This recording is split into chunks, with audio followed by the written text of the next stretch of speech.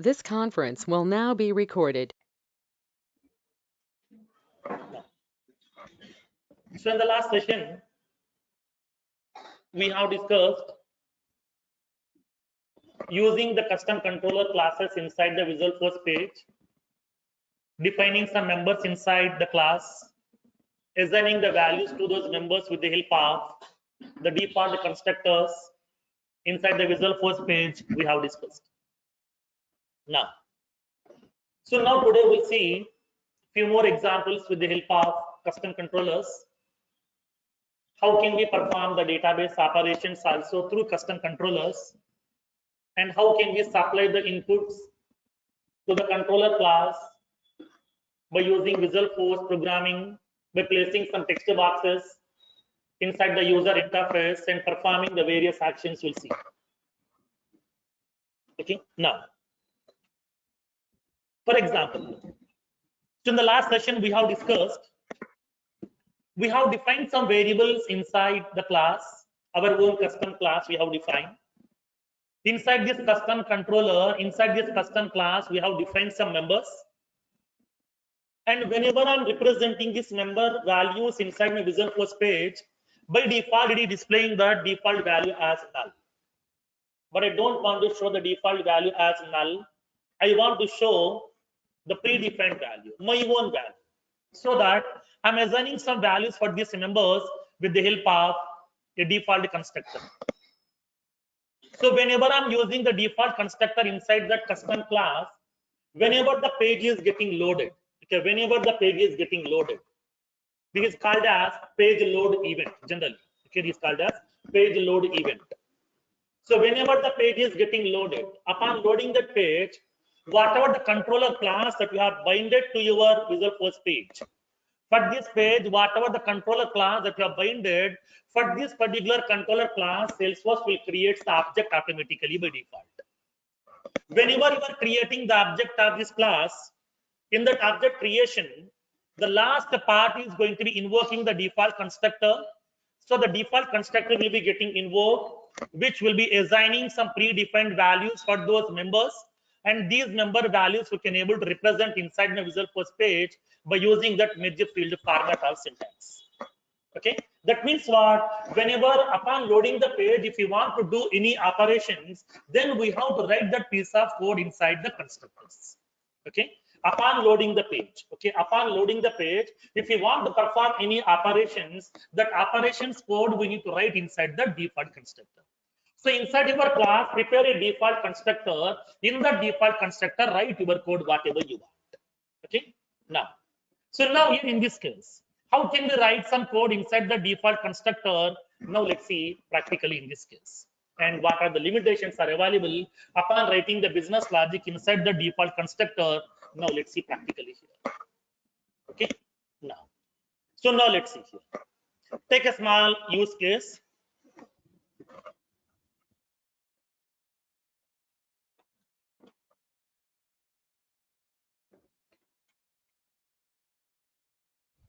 For example, I would like to have a Visual Force page. Okay, I would like to have a Visual Force page. Whenever the page is getting loaded, okay, whenever the page is getting loaded, I want to create one account record inside my account object. Okay, I want to create one account record inside my account object upon loading the page itself. You can hardcode the value for the account record, no problem. I'm not bothered about that. Whenever the page is getting loaded, upon loading the page itself, it has to create one account record. Then how can we do this one? Okay, now let's see practically. How to create the account record generally? Through programming, how can we create? By creating the object of that account class. Supply the required field values and then use insert statement. By using insert statement, we can insert the record into your object here. Okay, now. So now that piece of code I want to execute whenever the page is getting loaded. Upon loading the page, if you want to execute something, then where we can place this code? Inside the constructor. Okay, inside the constructor, I would like to write this piece of code which I'm using to insert that account record. And then I would like to call this controller class inside my Visual Force page. So whenever I'm loading the page, automatically it will call the default constructor. It will be executing this piece of code. It will be inserting the record into my object. So now let's try to implement this functionality. Observe what will happen in this case. Okay. Now, so let me show you that practically here. Now, I would like to prepare a controller class now first.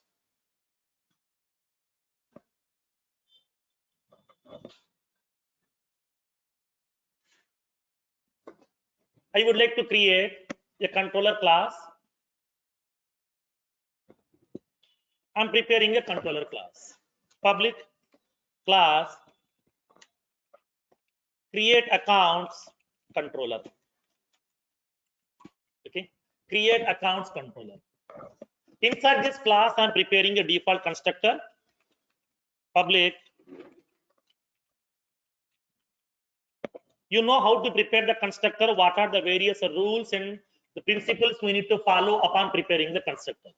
Constructor name and the class name should be exactly same. We can't give the different name. If you are giving the different name, it will be treating like as a method. If it is a method, we have to specify the return type. But the constructor, we don't have any return type, even void also it won't accept. Okay. Now, so here I'm writing the code inside the account record. Account ACC equals to new account. I'm passing the required field values.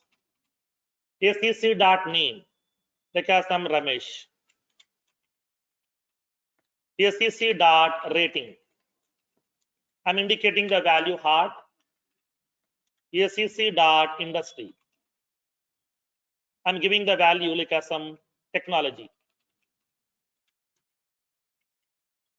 ACC dot annual revenue.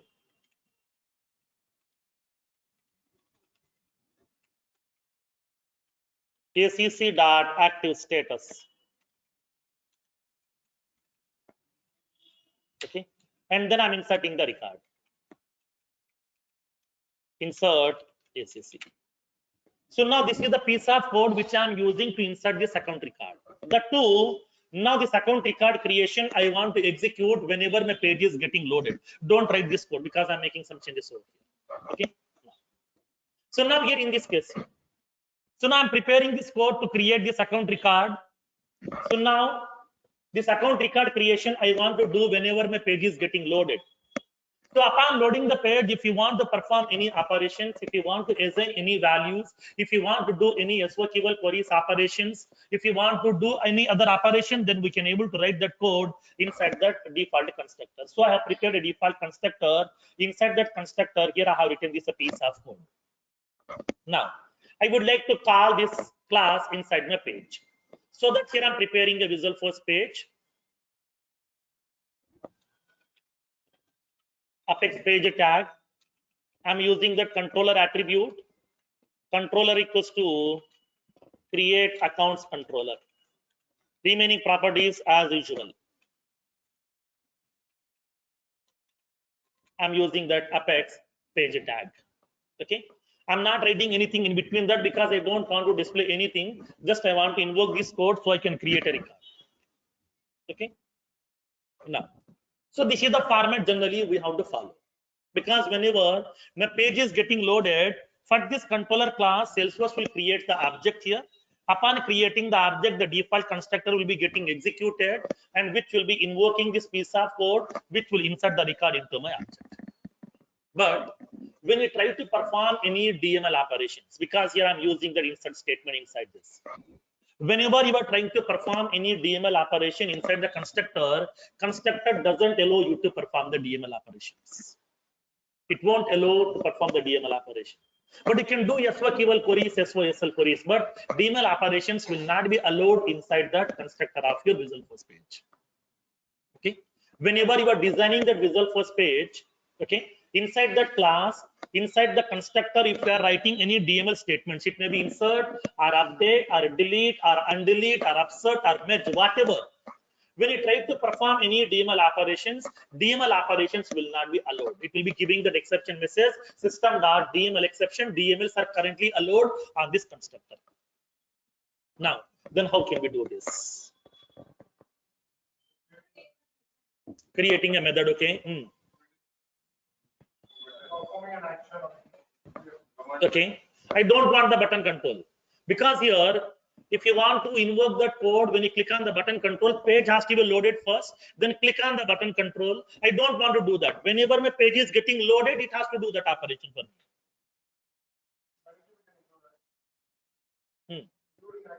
Where? Control class, how? Tell me the changes. What changes we need to make into over here?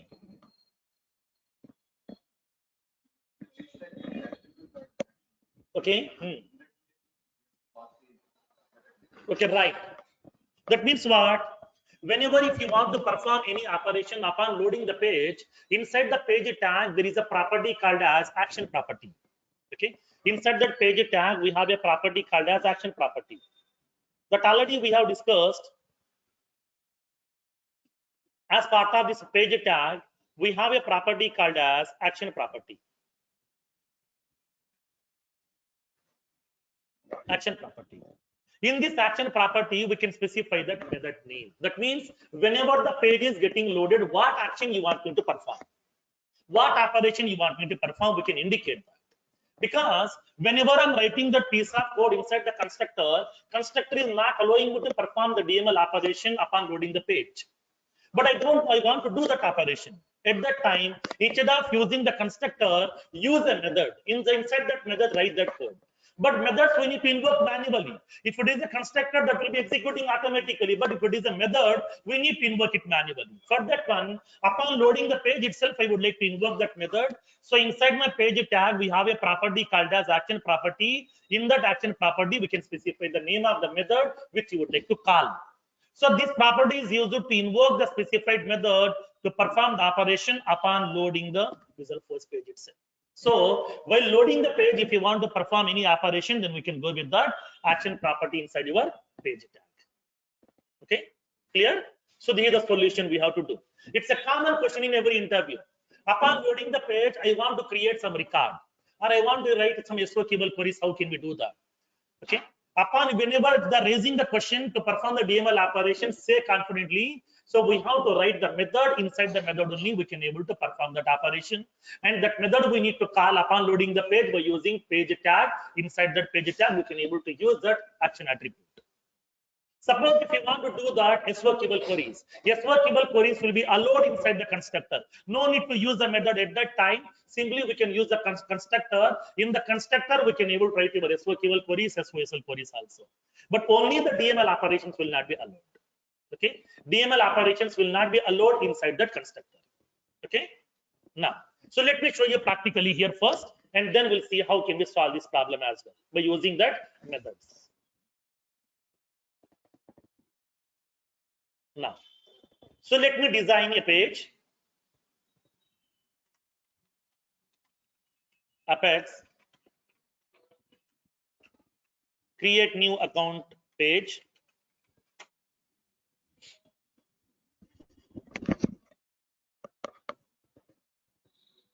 So now I'm creating the page with this name. We don't have any page right now inside my organization. I'm creating a new page right now. Initially, let me try with the constructor, observe what will happen. Then we'll see how can we implement this functionality with the help of that methods. Now, so now inside my page tag, I'm going to be giving the default properties. Setup equals to false, sidebar equals to false, show header equals to true, tab style equals to the position object tab style.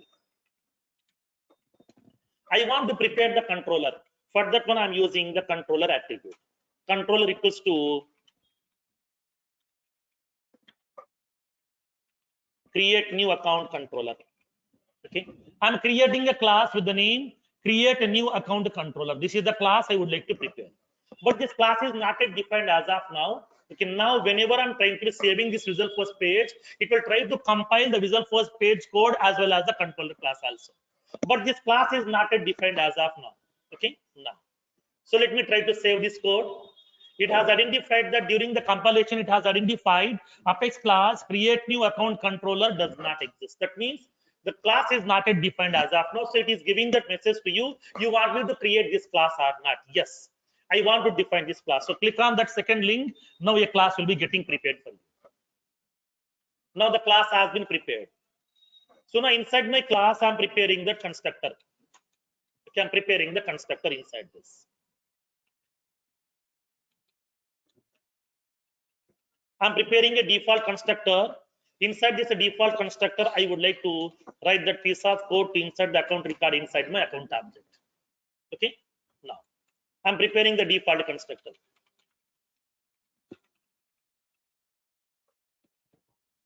I'm writing the code to create that account record. Account summary is equals to new account. This is dot name. I'm indicating VF page test account. SEC dot rating.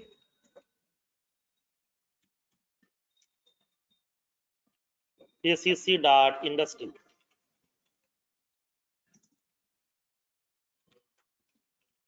SEC dot annual revenue. SEC dot type.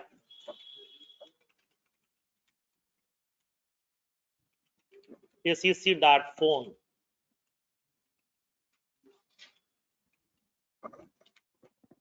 SEC dot fax.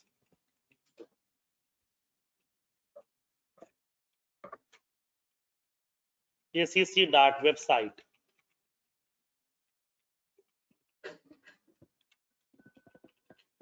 SEC dot active status. And then I'm inserting this account record. Insert SEC. So I have written some piece of code in order to insert this record into my account object here. Okay. So this is the controller class which I have prepared. Inside this controller class, I have prepared a default constructor where the constructor name and the class name is exactly same. Inside this constructor, I have written the piece of code to insert a new account record inside my object. Okay. Now this controller class is already binded to my Visual Force page. Now, whenever you are trying to be saving this class code, that means it will be compiling the code, it will be executing that code. Upon executing that code, whatever the controller class you have binded to this page, for this controller class, it is preparing the object automatically. Upon creating the object, the last part will be invoking the default constructor, which will be executing this piece of code. It will try to insert that account record here. Now, let's see what will happen. Click on this save button. Now, it is going to be raising an exception to you. Okay. So now it is indicating the system.limit exception DML currently not allowed. That means what DML operations will not be allowed inside that constructor. We can't perform any DML operations inside the constructor of your controller class inside the Visual Force page. But then what we can do in this case now? How can we do this one? Creating a method. That means instead of writing this code inside the constructor, I want to write this code inside a method here. Okay, I'm preparing the method.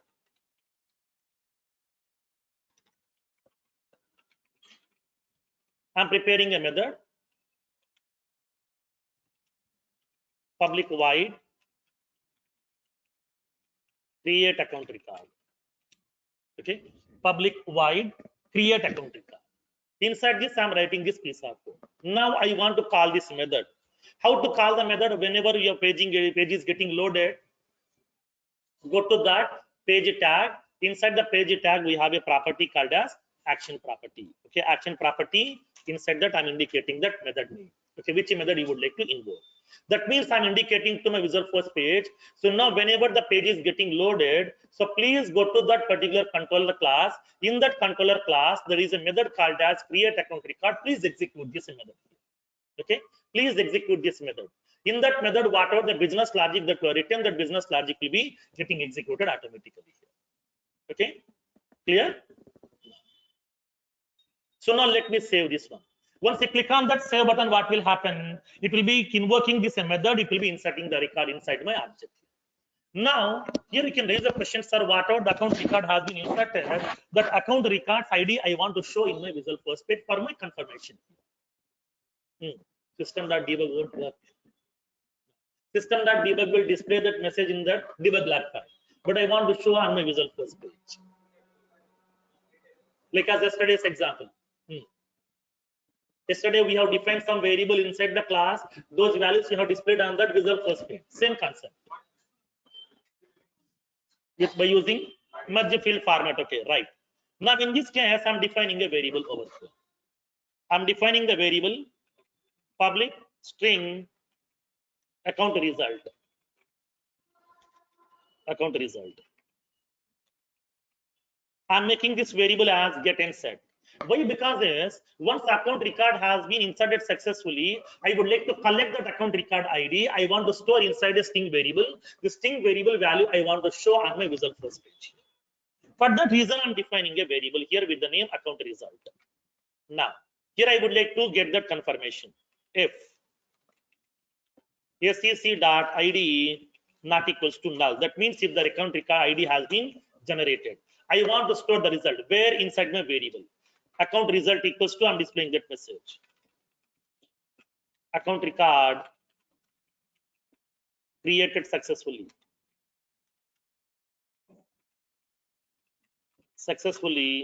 With the ID, I want to show that ID here. sec.id.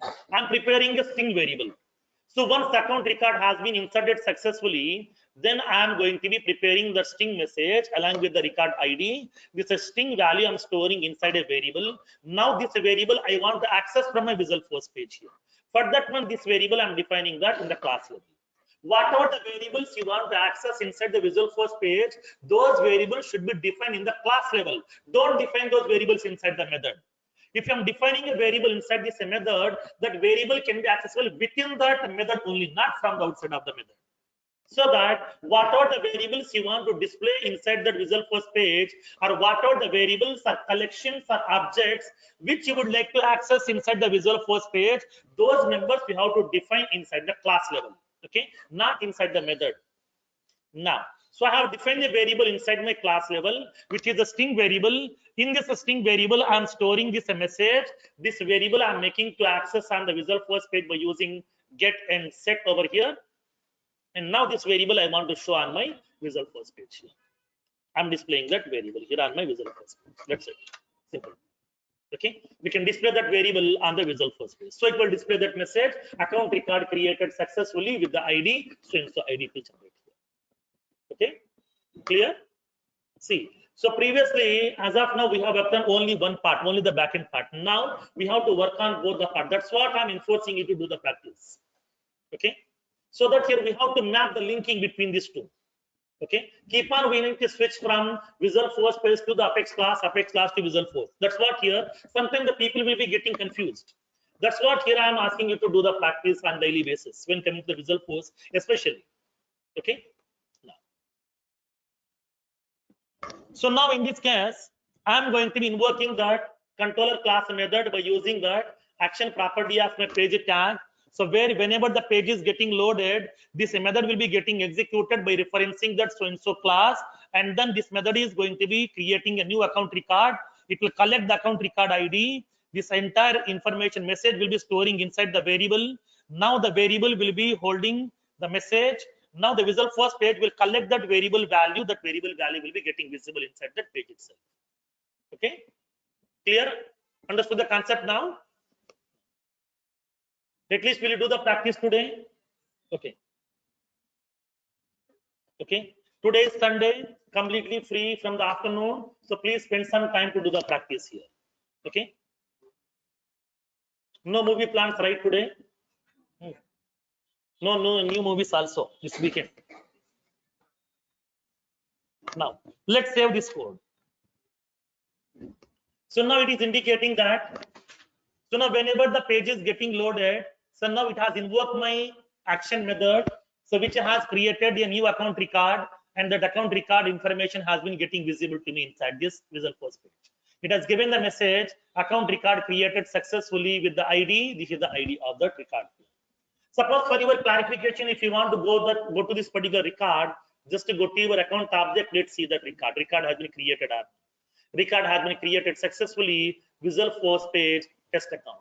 What are the details we have specified? With those details, account record has been created successfully. These are the details which we have specified. And the active status value also have many tasks. Yes.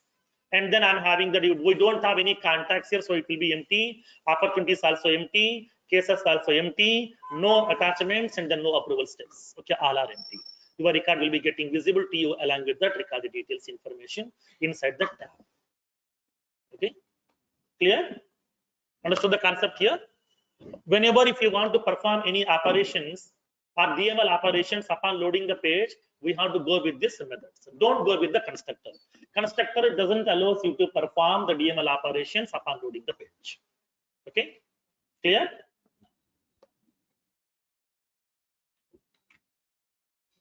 So let me place this code.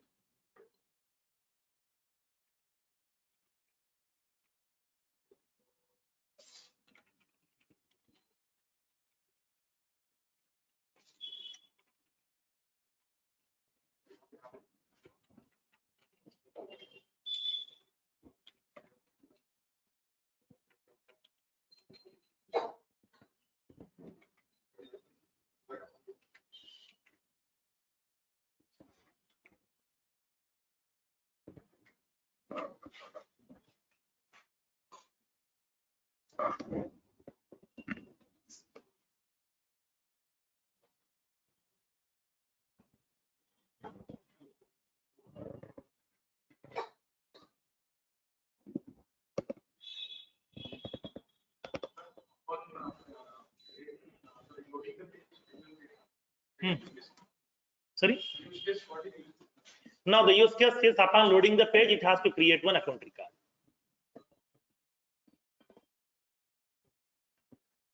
Taking the photo.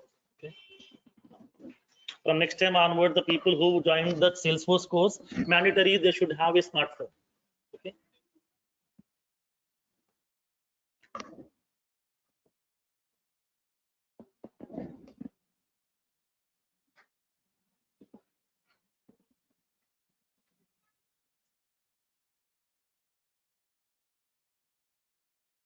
Okay. Now, make a note point over here.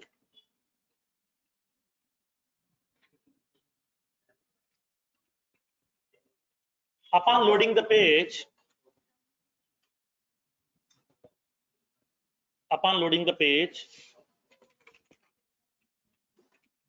we can't perform any DML operations inside the constructor.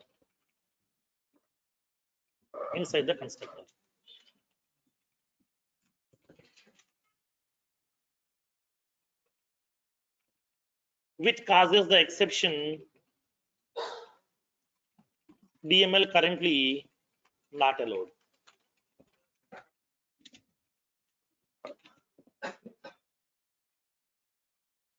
Constructor will allow us to assign the values to the variables and we can perform the SOQL and SOSL operations. But DML operations will not be supported.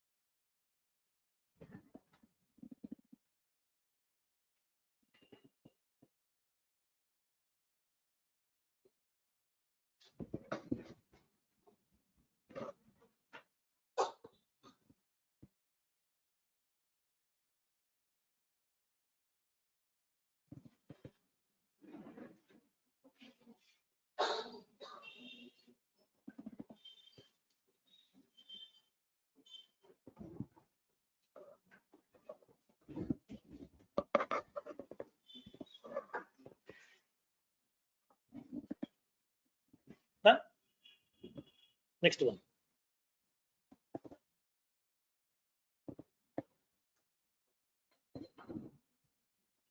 The next one is, now we are going to discuss how to represent some text boxes on our Visual Force page. Okay, how to represent some text box on our Visual Force page. Now let's see practically, so that the user can give some input. Upon performing some operations, upon doing some calculations, if you want to supply some values as input at runtime, then at that time we can able to place some text boxes. How to place the text box on your Visual Force page, what exactly the tag we need to use, what are the various properties are available. Now let's see practically here. Okay, for this one we are using a tag called as input text tag.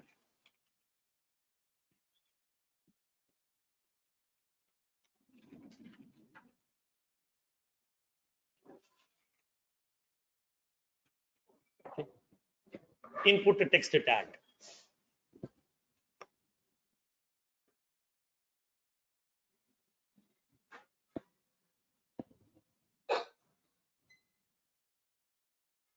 So what is the use of this input text tag?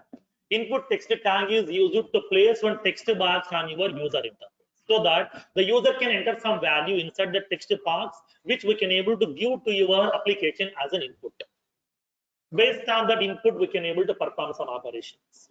Like for example, I want to search for information based on some input values, based on some name, based on some rating, based on some address, based on some other fields also. I would like to search for some content. At that time, how can we pass that value to my query or to my application at runtime? For that one, I would like to place one text box on my user interface.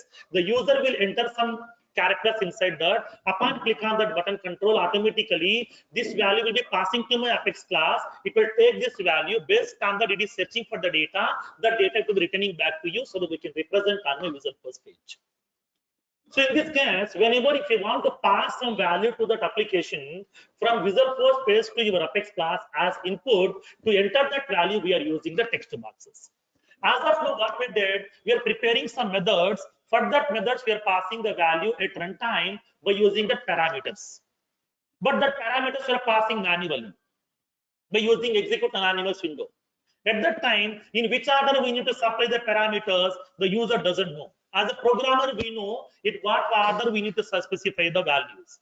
What type of parameters we need to supply, how many parameters we need to supply. Everything we know as a developer, because we know the technical part. But generally, the normal end user doesn't know all these things. So that I'm placing some visual appearance controls on that user interface, so that I can place some text boxes. On the text box, the user will enter some data. That data we can able to pass to the application as input. So that to place the text box control onto your Visual Force page, we are using that input text tag. Okay, input text tag. Now you can raise a question. Sir, already we have discussed input field. Then what exactly the difference between input text and input field? Input field tag is used to bind one object field. Whenever if you want to represent a field of an object in the user interface, then we can go with the input field property, input field tag, which will be preparing the visual appearance control based on the data type of the field, based on the properties of that field here. Okay. So if the field data type is of type pick list, it is preparing a pick list control automatically. If the field is of type checkbox, it is preparing a checkbox over here. If the field is a lookup type, it is preparing the lookup icon. If it is a normal text field, it is preparing a text box. That means what? In order to bind one object field to that control, we are using that input field tag, which will be representing the visual appearance according to the field's data type and the properties. But in this case, input text tag always represent a text box over here. Simple. It will be always representing a text box over here. In the text box, the user can give the input values. Okay. Now make a note over here. By using this input text box, we can able to prepare a text box onto your Visual Force page. So for this input text tag, we are having so many properties are available. We'll see each and every property one by one. Okay. This tag is used to place or represent a text box control on the Visual Force page, which is used to supply the input to the application at runtime, which is used to supply the input to the application at runtime. Whenever if you want to supply any input to your application at runtime, then we have to use that input text tag.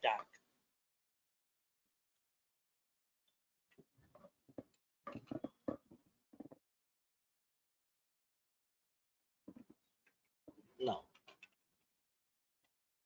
so now we can place one or more input text tags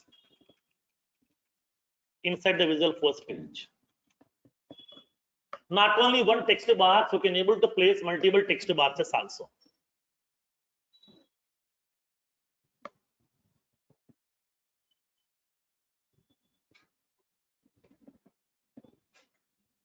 Now, the properties. First property, ID property. ID property is used to specify the reference name, which is used to identify that input text box control at runtime. If you want to refresh this control at runtime, then we can use the help of this ID property.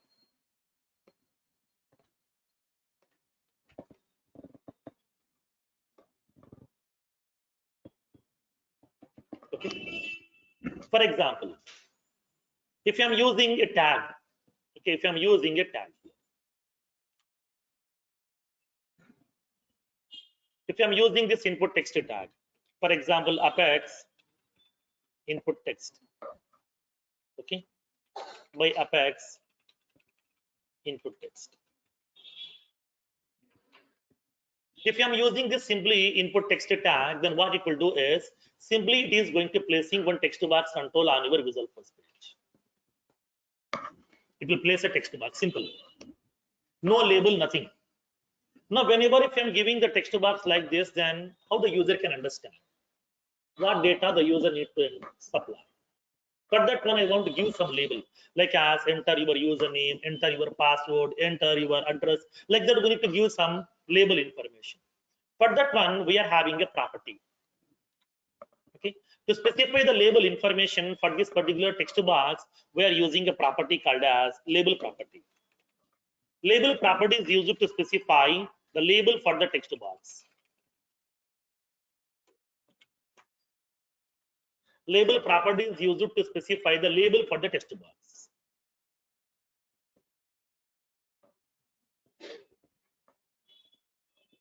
For example, I'm indicating that label property. Label equals to enter PAN number.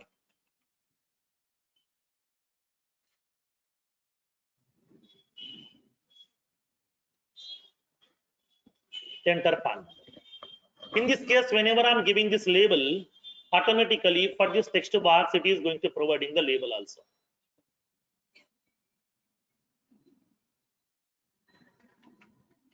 It will prepare this label also. For my text box, label will be getting added here. So it will be giving the text box along with that label. Sometimes the user will raise a question. My client will be raising a question like this. Now, whenever I'm going to representing a text box, I want to give some watermark also inside this. Okay, here inside this text box, we're having a small information such. There is a watermark is available. I want the watermark inside my text box also. Like for example, here I want to show some watermark.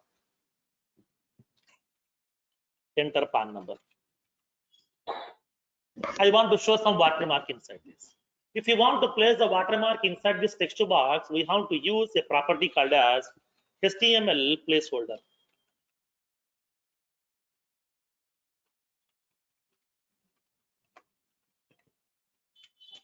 Okay, to specify the watermark inside the text box, we have to use a property called as HTML placeholder.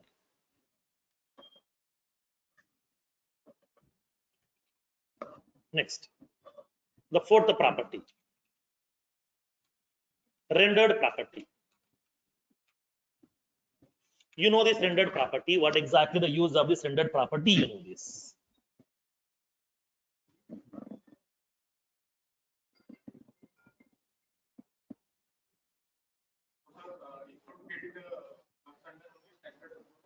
Standard or custom? Any object field you can bind. Hmm. Input field also we can use, but it will be replacing depends upon that field data type. But it will be always text box. Okay, always text box.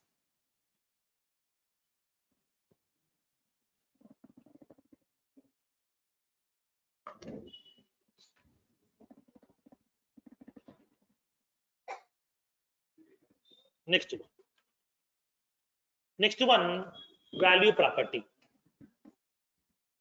So what is this value property? It's the most important property as part of text box. For example, user has entered some PAN number value inside my text box. User has entered some PAN number value. Inside the text box, the user has entered some PAN number. Now this PAN number value has to place in which variable? That means I want to pass this value to my application at runtime. Based on this PAN number, I want to search for the account records, or I want to search for the position records, or I want to search for the candidate records. So I need to pass this PAN number value to my application. How to pass? Inside my class, I need to define one variable here. I need to define one variable. Now in that variable, I want to pass this value over here. Okay, I want to pass this value inside my class variable. For example, assume that here I'm having a class.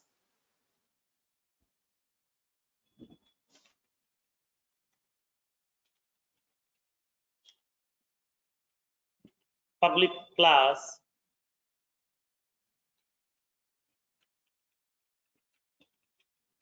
search accounts controller.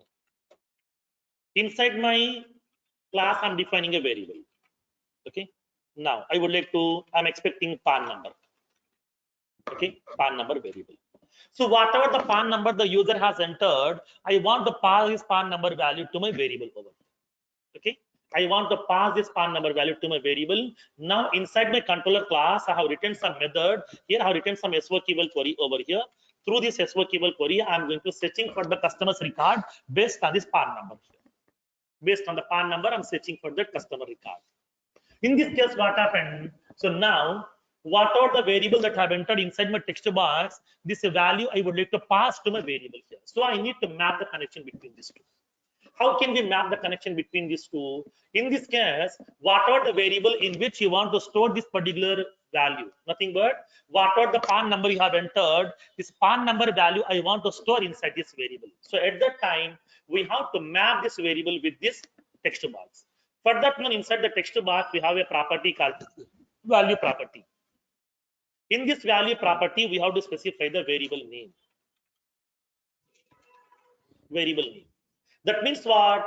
Whatever the variable we have specified, inside this variable, please store the value of this text box. That means whatever the value we have entered inside the text box, please store this value inside my variable. What is that variable? This is the variable name here. We can specify. For example, I'm indicating like as that variable name is, for example, I'm indicating PAN number. This is the PAN number variable. In this variable, store the value of that PAN number text box. Okay. So that we can specify the variable name. In which variable we have to store this value. So whatever the value we have entered inside my text box, that value has to be stored inside this variable here. Now here we need to specify. By using this property, we can map a variable to the text box.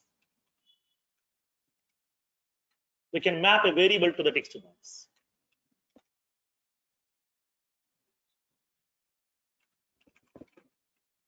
Once the user entered the value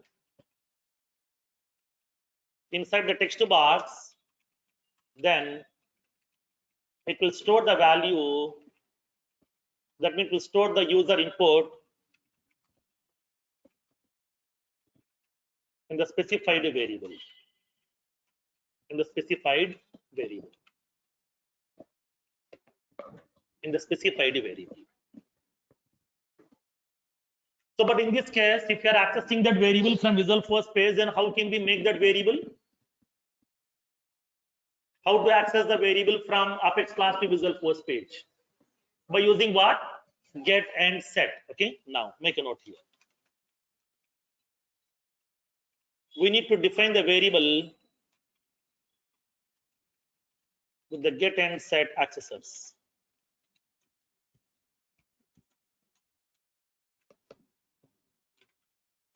For example, I'm defining like this: public class set accounts controller. I'm defining the variable public string set text. I'm defining the text box. Apex input text label equals to some search text, value equals to, I'm indicating that variable name.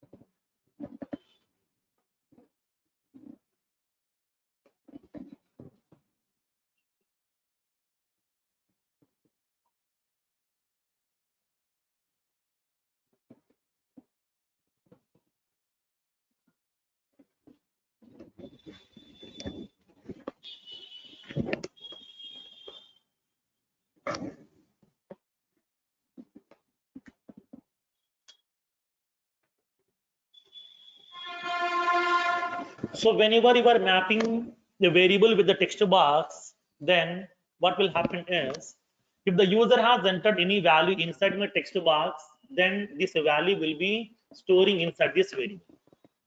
Suppose through constructor, if I'm assigning some value for the variable, the text box will pick up the value from the text variable, it will be placing inside the text box automatically. That means we can pass the value from text box to the variable, or we can get the value from variable to text box also. Both the directions will be available. Okay.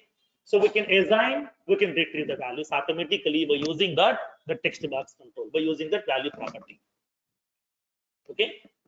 So this is a text box control which we are using in order to place a text box inside your Visual Force page in order to supply some input values to the applications at runtime. Okay. Yeah.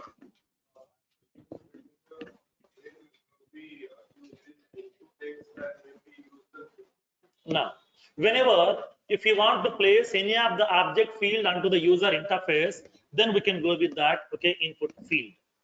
Okay. Upon binding that object fields to the control, then we can go with that input field always. Like for example, sometimes I want to design a small user interface. Okay, I want to design a small user interface. Let me explain practically here. Let me explain on the board so that we can understand.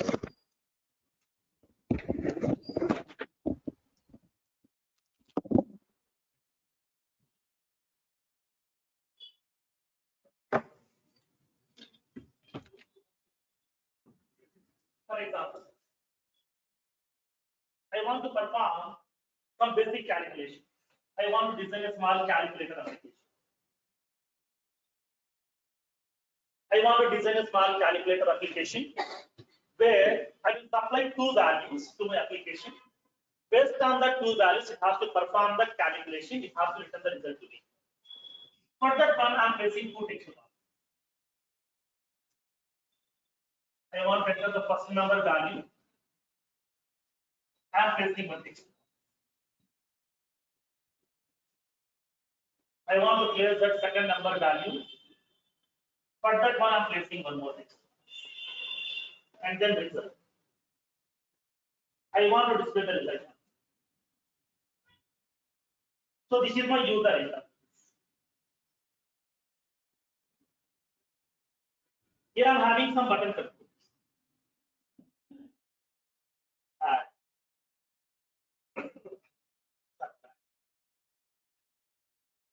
multiplication.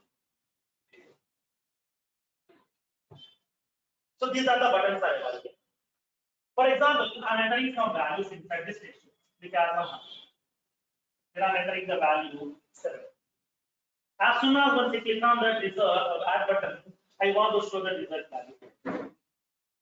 Okay. Now tell me, these are related to any field? No. This is a common requirement. These are not related to any object. These are not related to any field. It's a common requirement where upon preparing this calculator is expecting some two numerical values as input to perform some operations. So now to supply those two numerical values as input, the user will be entering the values inside the text box. So now tell me, can we place our fictitious controls here? No, we can't place the fictitious control because if I'm placing the fictitious control, then we have to populate the values. But what value the user will enter, we don't. Sometimes I'm entering the value like this. Very big number I'm entering over there. Which value the user will enter, we don't know. So that I'm giving the chance to the user will enter whatever the value he wants, and which you need to perform some calculation. Okay. So that here, whenever the user wants to give any input, at that time we can able to place the text bar. The user can supply any values. Sometimes the user may be entering some value ABC. So my application will take care of that. Whether these values are correct values are, the application will take care. Just I'm giving the chance to the user, I'm giving the provision to the user can enter some values based on which my application is able to perform some operation. So for that reason, simply I'm placing the text boxes where the user will enter some value inside that, depends upon the values we can able to perform some operations. Okay, in this case, we can go with the input text. Okay, here now let me explain one more requirement.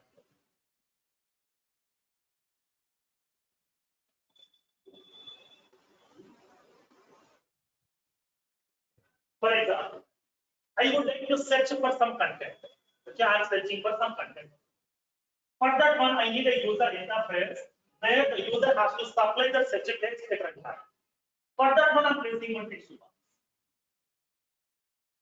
I'm placing one text box, search text. Beside that search text box, I'm placing a small button control. Go. Now here I'm going to be placing the user interface. So now that the user has to enter some characters inside the search text box in order to search for something. For example, I'm entering some characters which are some effects. After entering the character some effects, when you click on the go button, whatever account records are available, whose name is starting with the character some effect, I want to search for all those account records. Those matching records I would take to collect, and those matching records I want to represent inside my user interface in the table or bar.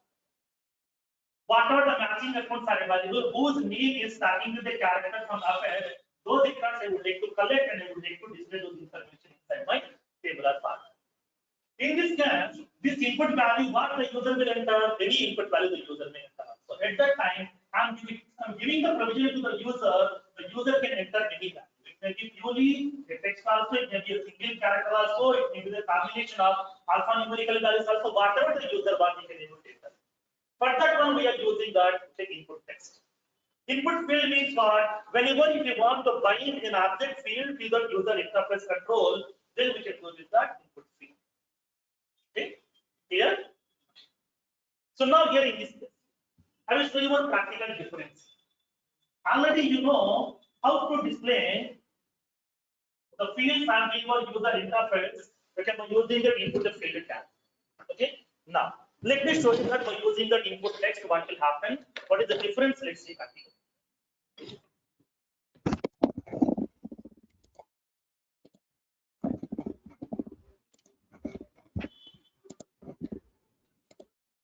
So let me go with that page.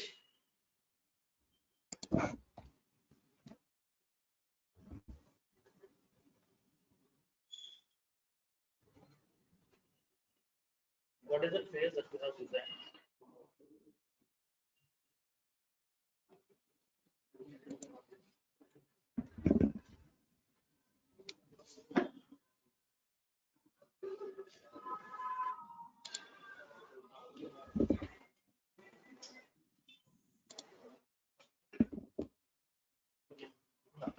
So this is a page we have used.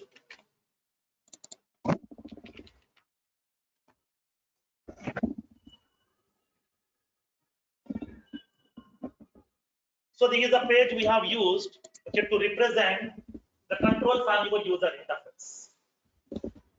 So here we have used the input fields. Okay, that the previous session we have designed this page by using that input. Okay, now let me use that input text. Observe what will happen. Instead of using this input field, I'm using input text. For the name, I'm using input text. Let's see what will happen. It is pressing simply a text. Now we will be applying the properties here. Properties are applied here. No. Okay, how do you know? Okay, name is a mandatory field. Suppose if I am using this instead of input text, if I am using this input field, then it is going to be making that field as a mandatory. Suppose if I am using that input text, then it will be indicating. It will be placing like as a normal text. For example, rating field. Rating field is a fixed field. I'm using it as input text. Let's see what happens. It is placing like as a text bar salvage. Okay, if it is the input field, it will consider your field properties also automatically. Based on the data type, based on the properties, it is going to representing the visual appearance. If it is the input text, always it will place like as a normal text bar. Okay, clear?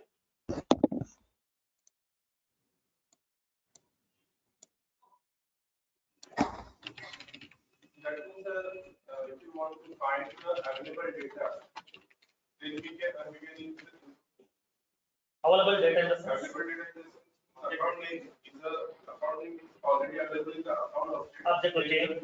Field and name, and this is already available in the standard object. And this standard field will be No, see. In this case, what input the user will enter, I don't. Whatever the characters I'm entering, with that more record may not be there. Record may not be there. Just I'm passing some input to that application. That's it. For that one, we can place text. for that particular field. No, not required, because on what column I'm going to apply condition, I don't know. Okay. I mean, this account name is already available in the account. Right. So it is already a required field. Okay. It's compulsory field. Right. This will be shown with the input field. Right. Okay. Because whenever, if you want to place an object fields, then compulsorily we can go with the input field. Okay. If you want to place some fields, okay, for your convenience to pass some input values, then at that time we can go with the input text. If we want to customize any object, for example, if you want, I want to make any application, it's not standard, it's my whole application. At that time, I will be using input text. Okay. I'm not finding anything which is already available. Right. We can go with the input text.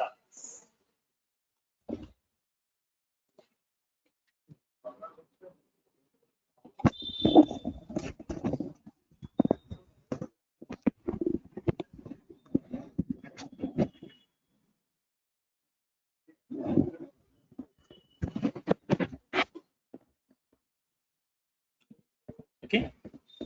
Clear? Now. So now let's see how can we use this input text tag in order to supply some input values to the application, how to perform some operations. Okay, we'll see practically here. Now, so we'd like to take a small use case. Okay, we'd like to take a small use case.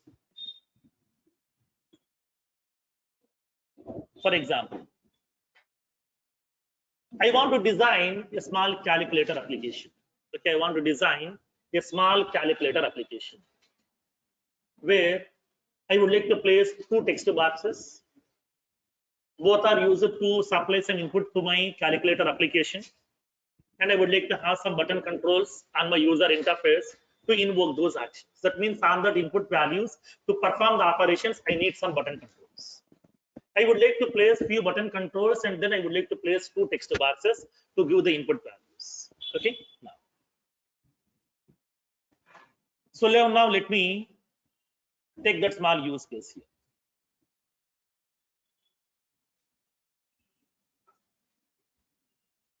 I would like to design a small calculator application.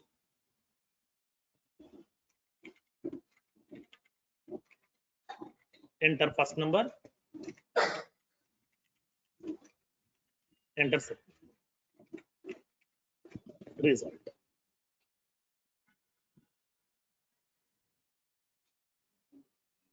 I would like to place two text boxes to enter the first name and to enter the second number here. For the result, I want to use the label. I don't want to use text box. If it is a text box, user can edit that one here. I don't want to give the chance to the user. I want to make it as a label. I'm placing some button controls.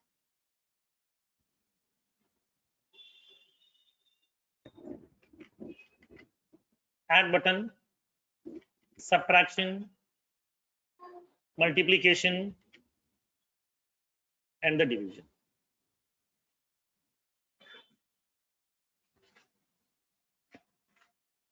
So these are the 4 button controls I need inside my user interface.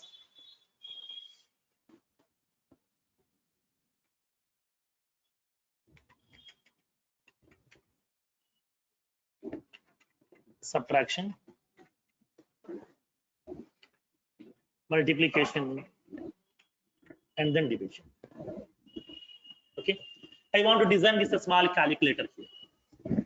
So here I would like to place 2 text boxes. Here I would like to place 4 button controls. The button should be get visible always at the bottom, not at the top. I want to show the button controls only at the bottom place here, not at the top place. So now once the user interface has been designed, then I would like to implement the business logic. Okay, I would like to implement the business logic. Now tell me how can we implement this business logic? For example, here the user has entered some values. In the text box 1, the user has entered, so now 1000. In the second text box, the user has entered the value 7500. When I click on add button, I want to display the addition of these 2 values. Now tell me how to implement this business logic. Okay, where we need to define these 2 variables? Class. That class is a standard class or custom class? Custom class. Okay, right. Because in that standard class, we don't have any add method, subtract method, multiplication method, nothing. Okay, those methods are completely different. So those methods are not useful to me. So I want to design my own methods. Like for the addition, some separate business logic. Subtraction, separate business logic. Multiplication, division. Business logic is completely different. So I want to go with my own controller always. Now, for that one, I'm defining my own controller class. Now tell me how can we write this controller class now? Then public class, basic calculator controller. Next. Wherever you go in any application, only the input we can supply through user interface. All the operations are performing inside the class level only. Okay, all the operations are performing the class level, not in the user interface level. User interface is not having that intelligence to perform that operations. So always user interface we are using only for the communication with the application. That's it. It's a user interface, nothing but here user interface. It is an interface which is providing the communication between the end user and the application. Whatever the value the user will supply, that value should be passing to the application. Application will do the operation. It will be giving the result. The result will be representing to the user. That's it. That's what they have given the name as user interface. It's a mediator. It's a bridge between the end user and the application side. So what are the user interface that we are designing? What are the values we have supplied? These values are just to supply to the backend class. That's it. User interface can't perform any other operation. Addition, subtraction, nothing. It can't do any operation. All the operations we have to do inside the class itself. So that if you want to perform the operations inside the class, then we need these 2 values first. So these 2 values we have to store inside that variables here. So now, how can we store these values here? Okay, public integer or string. integer. Okay, right. Because on that string values we can't perform any other operations. Okay. Now integer I'm defining like as first number. Now next public integer second number variable. Next result. Right. Okay. Three variables we need over here. Now in this case for these variables the values are coming from where? From the user interface. For these two variables here, okay, the values are coming from user interface. Third variable value is going to be accessing by Visual Force page. Observe this one here. For the two variables here, we are setting the value. For the third variable, we are getting the value over here. Okay. Now we can able to write, we can able to read the values also here from my Visual Force page. So now in this case, whenever if you want to access this variable from this particular text box, that means what my requirement is what are the value we have entered inside my text box one. First text box. What are the value that I have entered inside my text box one? This value should go into where? Inside that first number variable. What are the value we have entered inside my second text box where the value should go? Inside that second number variable. Now this variable value has to be get visible inside my result case over here. Okay. Now, so now here in this case here, what we can do here? How can we bind this to? How can we map the connection these two here? First the text box is there, first number is there. How can we map the connection over here? Then, first of all, what we need to do? We need to make this variable as get and set. We have to define this variable with the get and set. Why? Because for this variable value is coming from Visual Force page. That means here we are going to be passing the value for the variable from the Visual Force page itself. Now for the second variable also value is coming from Visual Force variable get and set. Now the third variable value we are accessing from Visual Force page again get and set. Now that means what? Now we have enabled these variables to be accessible from the Visual Force page. Now then how the user interface will know? Now the second number text box value should go in the second number variable. First number text box value should go in the first number variable. Value property, right? That means we have to map the connection over here. Okay, we have to map the connection. How to map the connection? Whenever we are going to preparing this text boxes itself, we have to specify apex input text. Okay, input text value equals to we are entering here. So this is the label first. Label equals to enter first number. Okay, now this value should go into where? In which variable? How to specify that variable name? Major field format first number variable.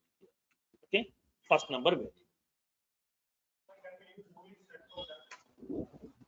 No, both get and set both. Okay, because once you click on that, the add button, it has to perform the operation. The value will be getting visible. The text box will also be holding that value to you. For that one, get and set both it will perform. Now, for the second one, apex input text label equals to enter second number. Value equals to second number variable. Okay, that means what? We have to work on both the places here. That's what it is most important for the practice. So now upon doing the practice, it is very, very important here. We have to work on both the files. User interface file and the business logic file, both we have to work on parallelly. So in this case, we have to define the variables, and these variables we have to map to the respective text box controls by using that value property here.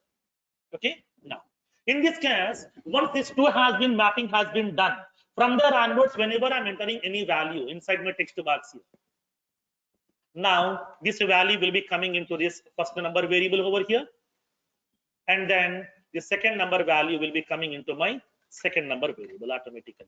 The value will be mapping to that variables. Once the values are available inside your Apex class, then how to perform the operation? How to perform the operation? By preparing the methods over here. Okay, public void addition. I'm preparing a method here. How to perform the addition operation now? result equals to first number plus second number. Okay, first number plus second. Now this value result should be get visible where? Inside this result variable. In this place we can able to display that value. That's it. Then how can we call this method add method? Action. Action of what? Command button. What command button now? Add button. Once you click on this add button, I want to call this addition method. So it will be calling this a method which will be performing the operation. Result will be getting visible to you inside that result space. Okay, clear? Understood the flow, how to work on this? Both the files we have to work on parallelly here. Okay, as of now we have worked on only the backend part, so no confusions as of now. Okay, from now onwards we are working on both the places. If you know one example perfectly, remaining examples are similar, no change. Okay, if you know one example perfectly, remaining examples are very easy for you. Okay, now we need to map this one. Here instead of using the text box, I'm using that output label itself. There we can able to display directly here. Okay, here we can able to display that output label.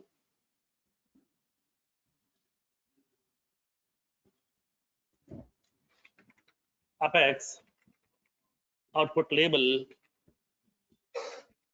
simply we can specify. I'm indicating result. I want to display the result variable value here by Apex output label. That's it. Okay. So inside that output label, we can able to display the message result and then result variable value. Also, we can able to access it. Okay. Clear? Understood the concept here? How to work on this user interface and the business logic part both? Any questions still? If you know this example, then remaining concepts are very easy.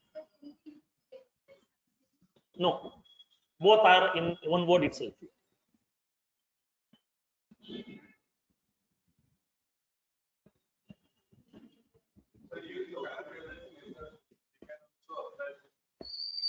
Even though we have to use some other tags, param tags, okay, to pass the parameter values.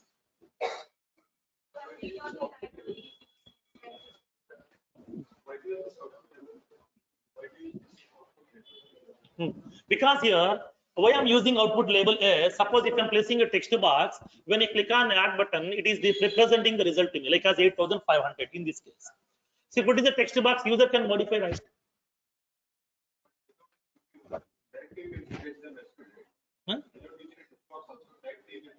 That's what I'm placing that one. For that one, I'm using output label. If you want to display some starting information on this user interface, you can go with that output label. So that it will display like as a hard coded. The user can't modify that. Okay, that's what.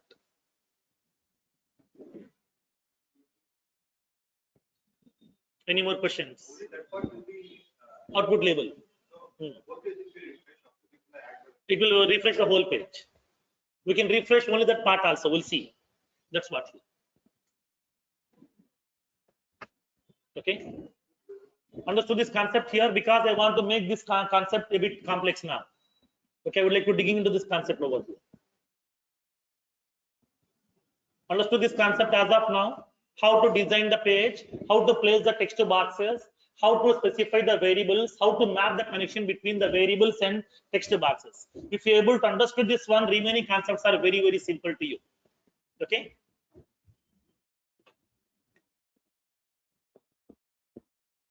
Now, so now let's see this one. How can we implement this functionality? Now let's see practically here. Understood the concept? Nobody is responding. Now, so let's take this a small use case.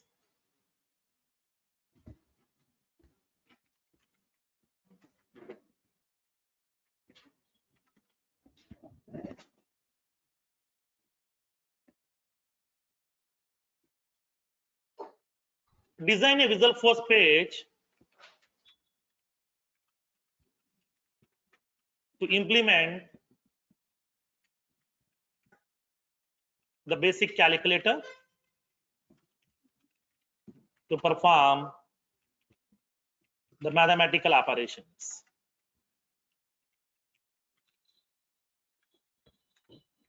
To perform the mathematical operations.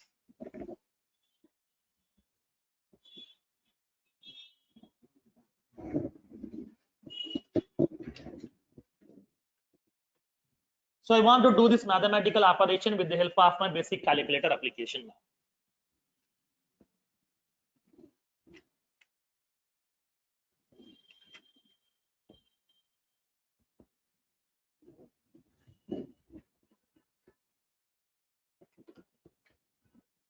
Let's see how can we design this user interface first, and then we'll see how can we implement the business logic.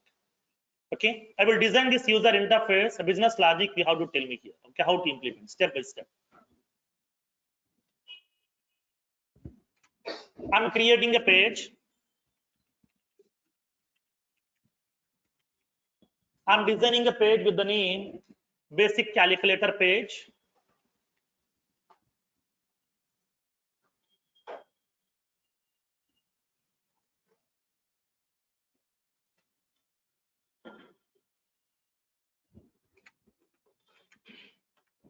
I'm specifying the default properties. Setup equals to false. Sidebar equals to false. Show header equals to true. Tab style equals to the customer object tab style. I'm implementing the section header. Title equals to calculator. Subtitle equals to basic calculator.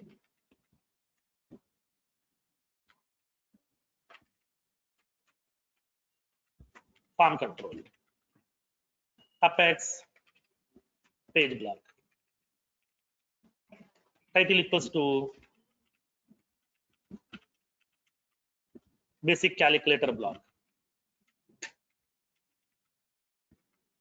I'm using that page block section. I'm giving the title equals to basic calculator. Number of columns to arrange the fields equals to 1. And the collapsible option equals to false. I'm placing the page block in the page block section inside this. Up to the page block and page block sections I have placed. Inside the page block section, I'm placing the text box. Input text. If I'm simply placing that input text, it will be indicating that only text box. No label, no watermark, no properties, nothing. Simply. If I'm using that simply the input text, it will be placing one text box to me over here. If I'm giving the text box like this, the user can't understand. Okay, what kind of values the user has to enter. For that one, I'm giving that label property. Label equals to enter first number. I'm placing the label also. Next, the second one. Apex input text. Label equals to enter second number. I want to show the result here. Output label operation result. I want to represent that information in the bold format.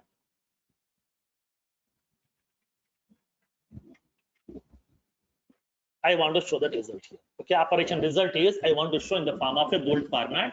So which is there like as a hard coded content. So the user is not having the permission to modify that content over here.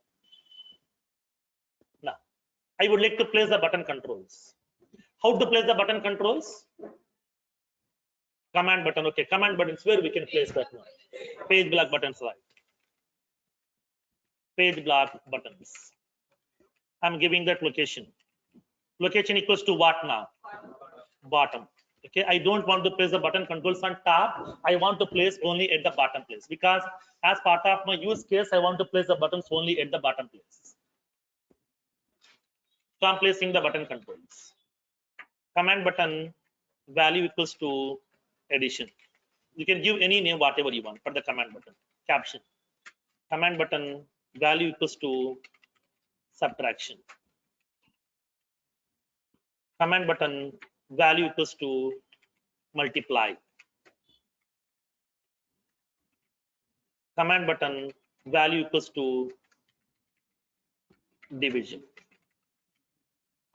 Command button value equals to modulus.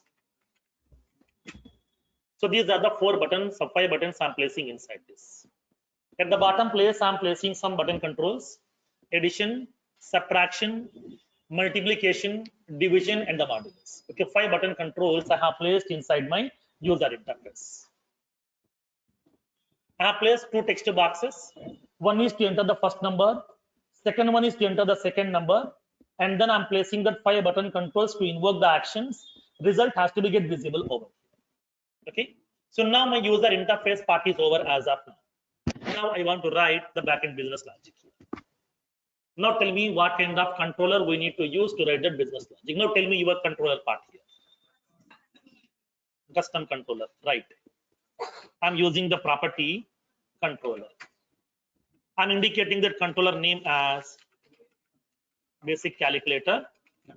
Okay, I'm preparing a controller class. So with this name, the class is not yet defined, so I'm creating this class.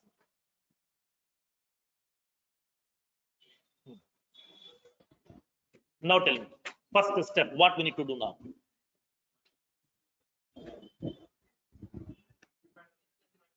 First of all, define the variables, because whatever the input value the user has entered inside my text boxes, to collect these values, to hold these values inside the application side, we need 2 variables here. Both will be of type numerical. So I'm defining 2 variables here. Public integer first number. Okay. Get and set. Second, public integer second number. I'm making it as get and set. Result. Get and set. 3 variables I have defined. 3 will be of type numerical. 2 is used to get the input. 1 is used to store the output. Okay. Now once the variables has been defined, then tell me here how can we map the connection. So whatever the value we have entered inside my first text box, whatever the value we have entered in the first text box, this value has to be stored inside that first number variable. Second text box value should store inside that second number variable here. And then this result value should go inside that result variable place. Okay. How can we map this connection now? What is that attribute? Value. Where? Inside the page. Now tell me. For the text box controls, what is the property now here? Value property. Now, this is for first number. Value. This is for the second. Result value you want to display where? Inside this output label. So simply we can specify here result. Okay, result. Now for this text box, I want to give some watermark. What we can do now? What is the property? Watermark. HTML placeholder. Okay. Enter first number. HTML placeholder.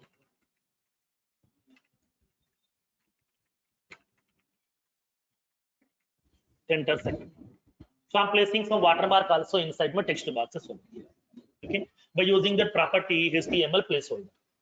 By using that HTML placeholder property, I'm specifying that watermark, and then whatever the value the user has entered in the first number text box, this value should go into that first number variable.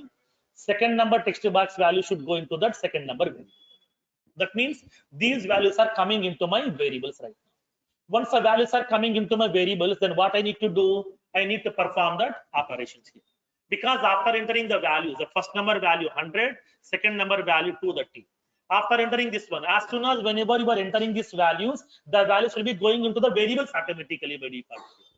Now, after entering these values, when the user click on addition button, it has to perform the addition operation. It has to show the result on my result place. So now in this case, so upon click on the button control, I want to perform the operation.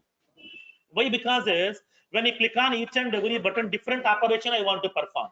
For that, I'm preparing the different methods here. Public void addition. You can give any name over here. If there is no mandatory rule, the button caption method name both should be same, not like that. Anything we can give, no problem.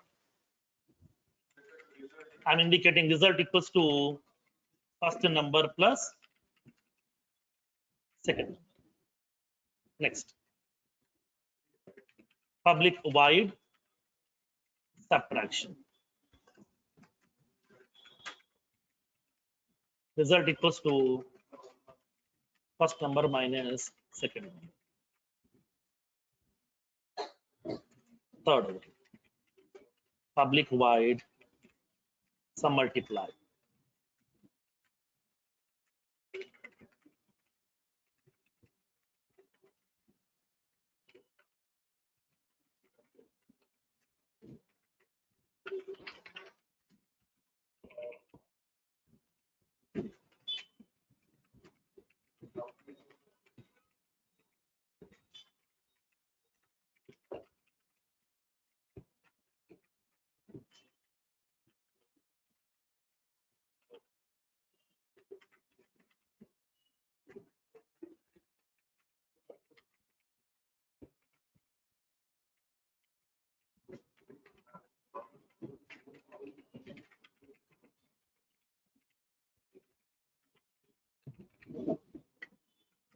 No, I'm saving this one. So I prepared that 5 methods. One is addition method, which is used to perform the addition operation. Okay, I'm storing the addition of these two values inside the result variable. Subtraction method to perform the subtraction operation. Multiply method to perform the multiplication operation. Division method to perform the division operation. Modulus method to perform the modulus operation. Okay, clear? Now the methods are ready. Next, what is the next step? Command button. Right. Go to that command buttons and then map that methods with that button controls. That means upon click on this button control, I would like to invoke that method. So specify the property action. Addition. Action property equals to subtraction. Action property equals to multiply. Action property equals to division. Action property equals to modulus. Okay, once the methods are ready, then we are going to mapping these methods with the button control. That means upon click on which button, which method you would like to invoke. For that one, I am mapping that the methods with this button controls. Okay, so upon click on this addition button, I want to call that addition method. Upon click on that subtraction button, I want to call subtraction method. For the multiplication button, multiply method. Division button, division method. Modulus button, modulus method. Okay, these are the various methods that I am going to be invoking upon click on this button controls. Okay, clear? Now, anything is pending now? No, right? What is over?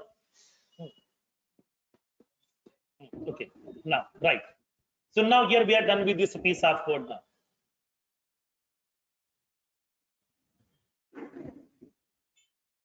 So now the first number value.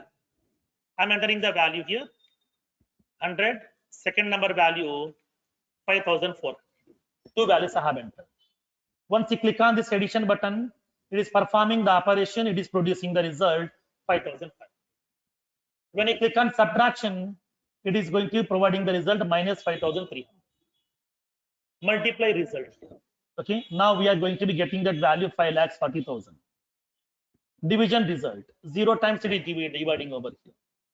Modulus, it is indicating that 100. Now in this case, it will be indicating that message to you over here. So now here in this case, what happened? We are able to perform the operations by using this button controls. Okay.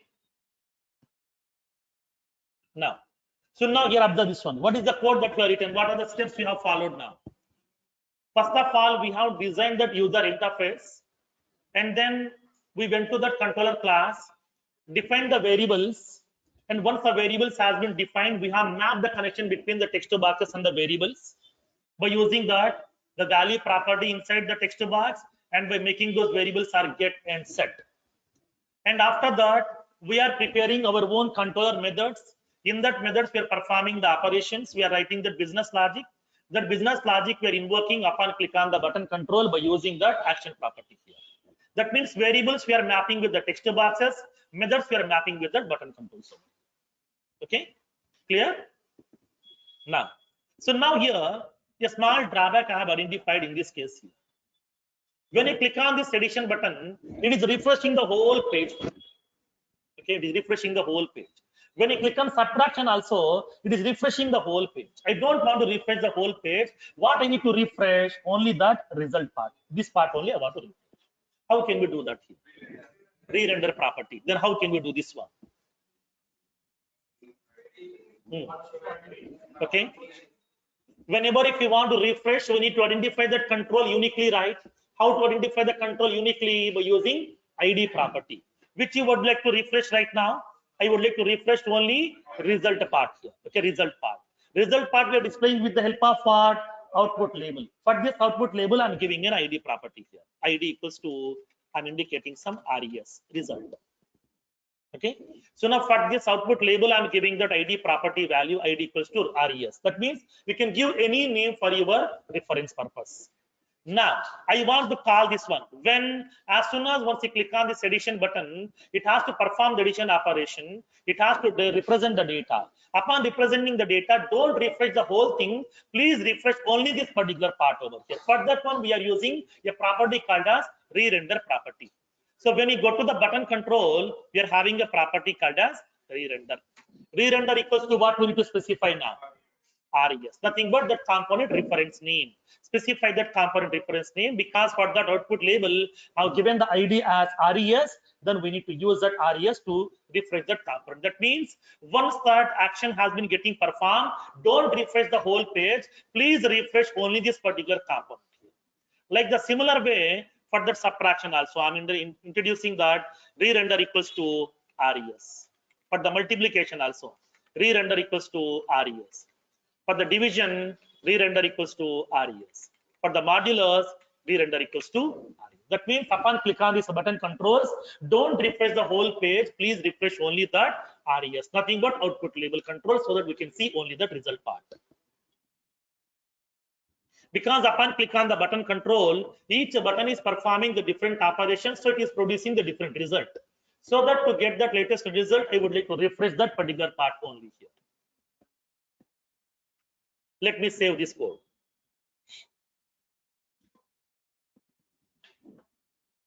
Okay. Now let's see perform this operation. I'm passing the first number value 4500, second number value is some 34. I'm passing these two values. Now click on addition. Result is available. Page is not refreshed. Subtraction. Result is available.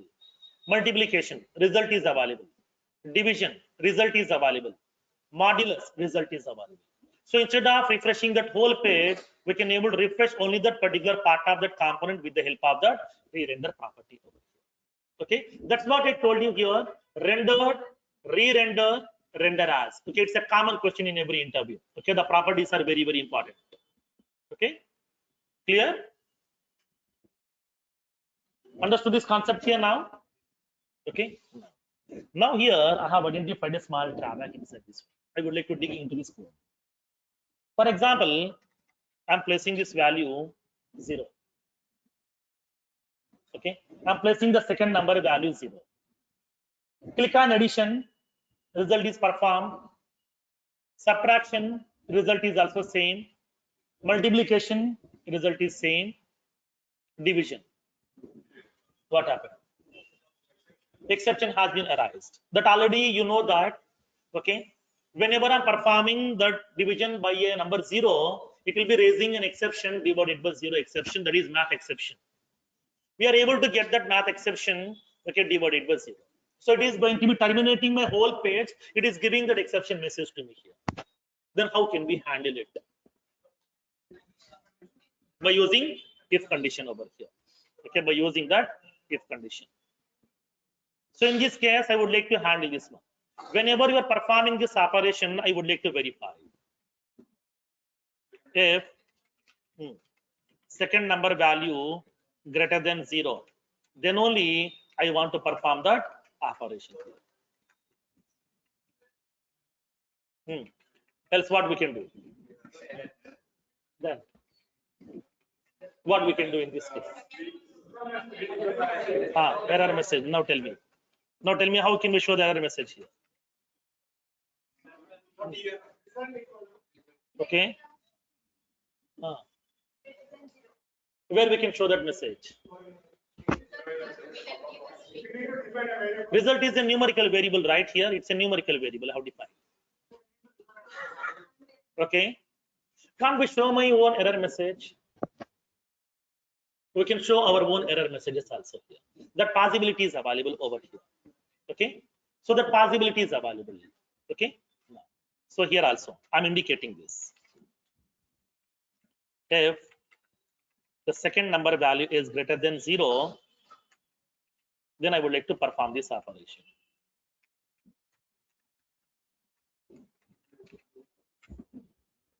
Okay. So if the second number value is greater than 0, then only I would like to perform this operation. Or else I want to show some error message. Okay. Or else I want to show some error message. How to show the error messages? Now let's see.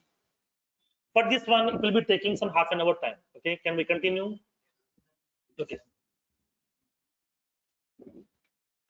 So now in this case here, before that, let me place this code.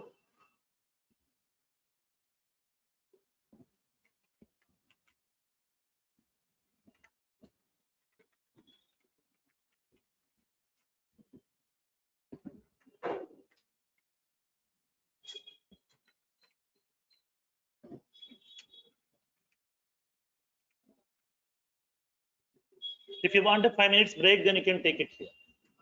Not required. Okay.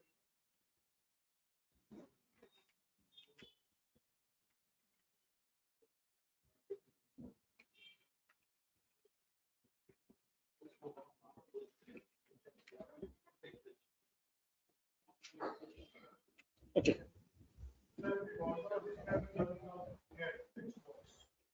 Now we can place text box directly. Directly we can map with that value variable, value property.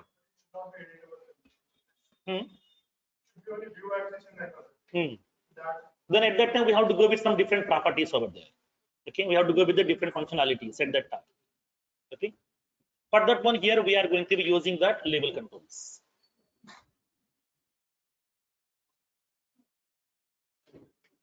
Okay, now so now here in this case here, whenever I'm performing these operations, okay, whenever I'm performing these operations, if my application is unable to show the error messages, if my application is causing some exceptions, then immediately it is terminating my application. Immediately it is terminating my application. It is giving that exception message to me. Okay, it is showing that exception message to me here, like as system.math exception divided by 0. It is raising that exception to me here. Like for example, whenever I'm passing that second number value as 0, then at that time when I click on that addition, it is working fine, subtraction is also working fine, multiplication is also working fine. When I click on this division, now it is not able to handle those things here. Okay, now in this case here, if it is showing this result as 0, then this result is nothing but wrong result. Whenever I'm dividing this number by 0, it will be infinitive, it's not 0. So in this case, I want to show some message to the user over here. Whenever if you want to show the messages on your Visualforce page, we have to use a tag called as page messages tag. Okay, we have to use a tag called as page messages. Page messages tags. Apex page messages.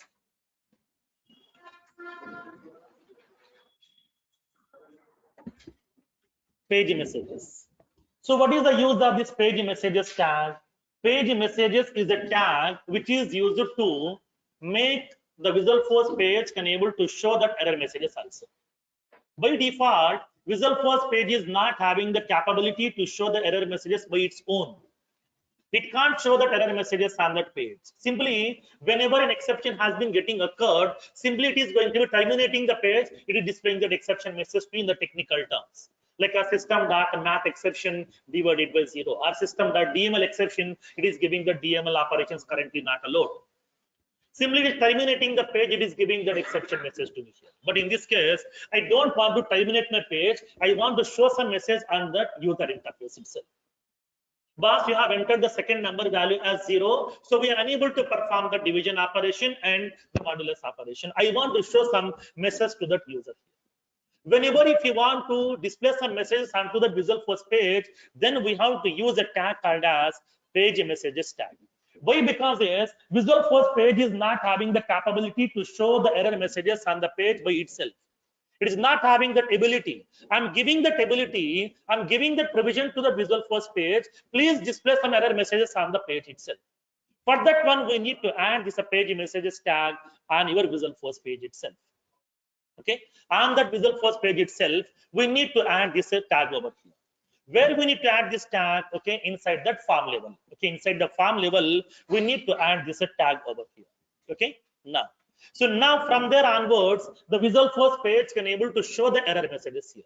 What message you want to display, that we can decide. For that one, we are using a different functionality over here now. Okay, now. So let's make a note of this one. Page messages tag.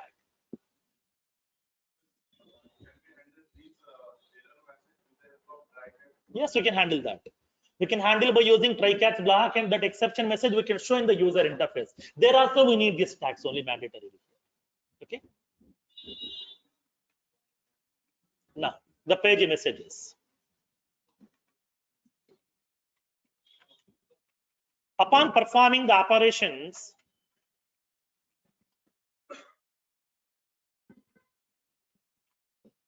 through the Visual Force page, if any exceptions occurred,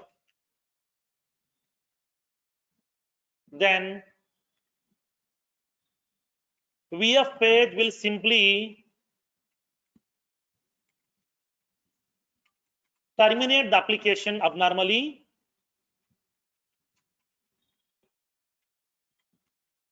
and will represent the exception message in the technical terms.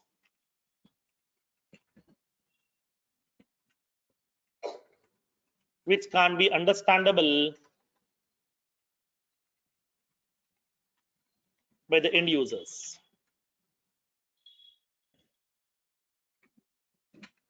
Which can't be understandable by the end users. We can show our own customized exception message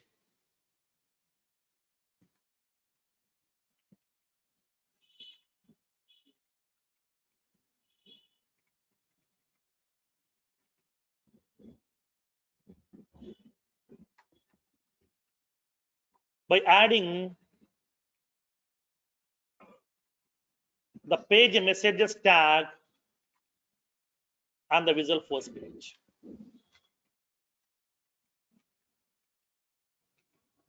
This tag will give the ability to the Visual Force page to add the error messages.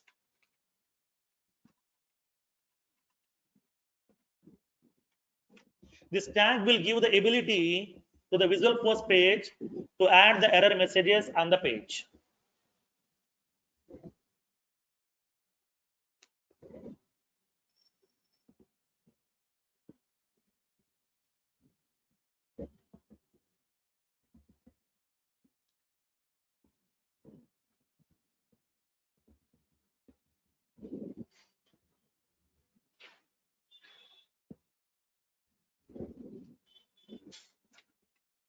Syntax. We need to add the page messages tag inside the form tag. Form tag as below. Apex form.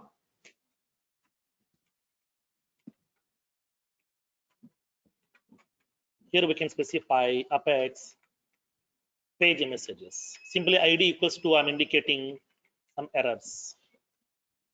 There is a property ID, property is common, apex page messages.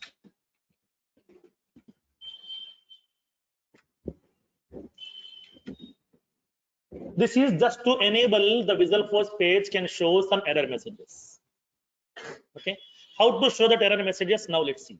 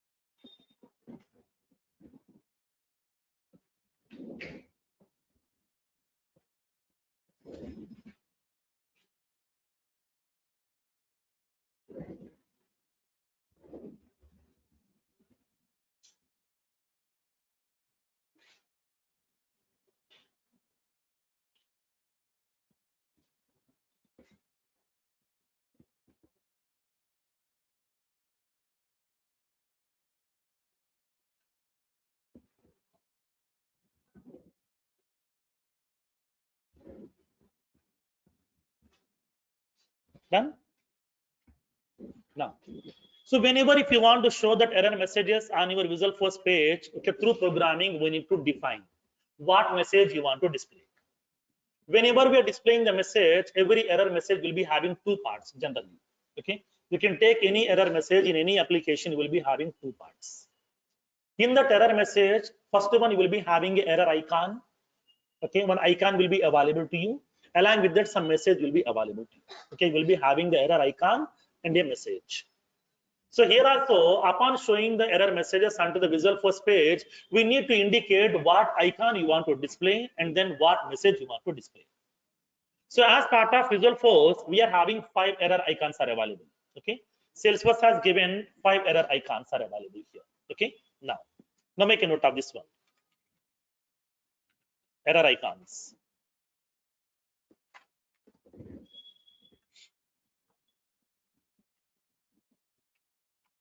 Upon printing the error messages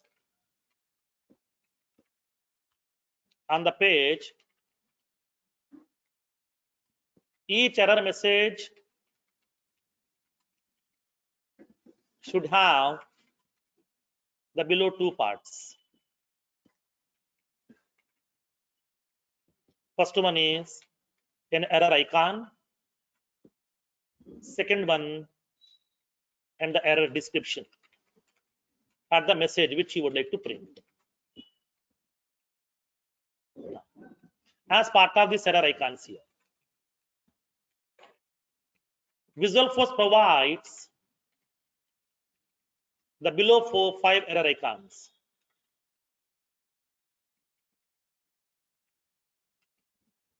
Visual Force provides the below 5 error icons. First one,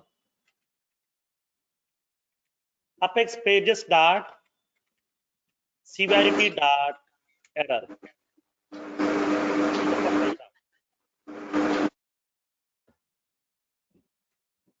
If you want to show that error icon, nothing but a cross symbol, a correct color cross symbol, then we can go with that apex pages dot severity dot error. This is the icon will be getting visible to you. Next, the second one, apex pages dot severity dot confirm,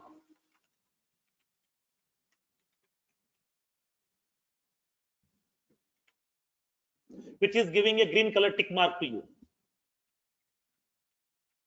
Apex pages dot severity dot warning, which is giving a triangular symbol with that yellow color warning message to you. Fourth one, apex pages dot severity dot info. It will be giving an exclamation symbol to you, which is indicating there is an information. Apex pages dot severity dot fatal. If there is any system resources are not available, it will be giving that fatal error message also, which will be a red color cross symbol to you.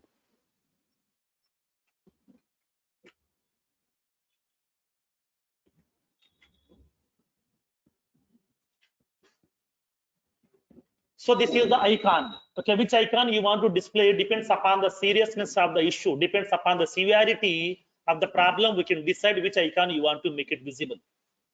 Either it may be error icon, or confirm, or warning, or info, or fatal. These are the 5 error icons has been given by the Visual Force to you by default here. Then how can we show the error message on the Visual Force page now?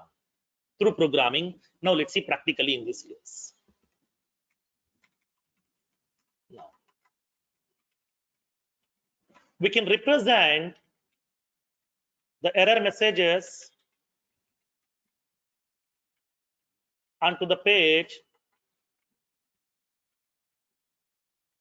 by using Apex Pages class. That already told you Apex page means what? A Visual Force page. Okay, Apex page means Visual Force page here. Now, the syntax. We have to go with that Apex Pages dot add message. Apex Pages dot messages. Okay, Apex Pages dot messages. Now on a single Visual Force page, not only one error message, we can add multiple error messages also. Upon adding that messages here, each message we can able to add separately. New Apex page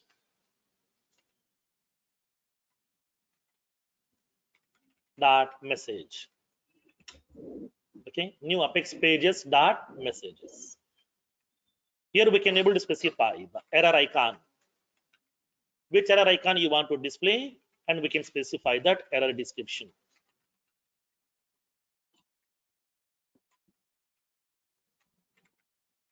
For example, I want to show Apex pages dot add messages here.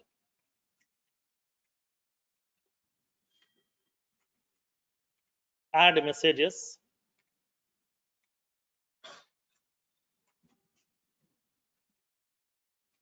New Apex pages dot message. I want to indicate that icon, because Apex pages dot severity dot confirm. I want to display that information. Now operation performed successfully.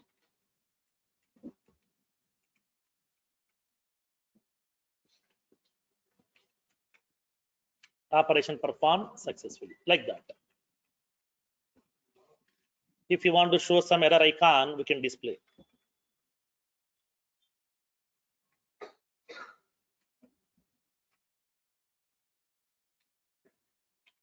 Error.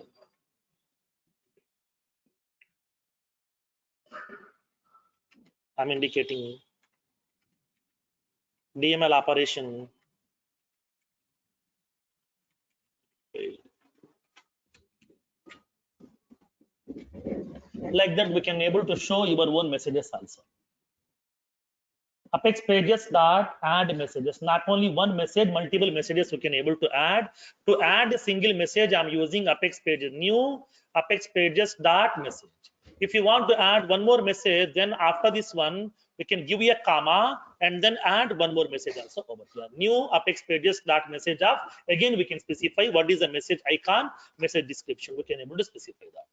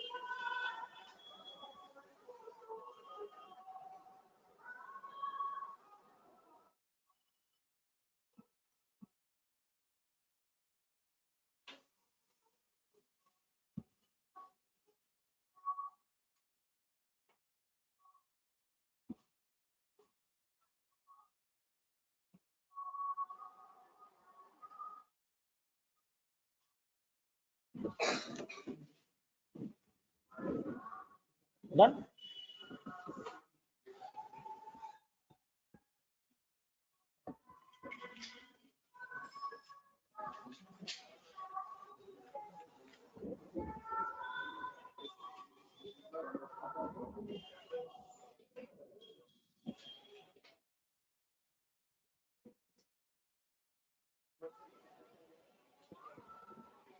Done with this code. Now let's see. So how can we show this error message? Now let's see. So whenever I'm performing the division operation or modulus operations, okay, upon performing the division operation or modulus operations, in this case, if the second number value is greater than 0, then only I want to perform the operation, or else I want to show some error message over here. I'm indicating this error messages. Apex pages dot add message new Apex pages dot message of Apex pages dot severity dot error. I want to indicate the message.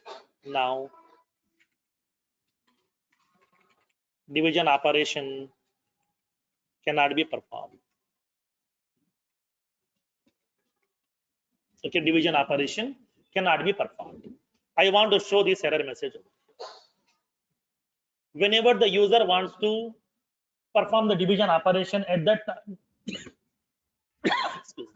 if the second number value is greater than 0, then only I want to perform the operation. And then if the second number value is equals to 0, then I want to show the message. So now on my Visual Force page, division operation cannot be performed. Suppose if the operation has been done successfully, after performing that operation, I want to show that message here. Like as confirmation message, I want to indicate operation performed successfully.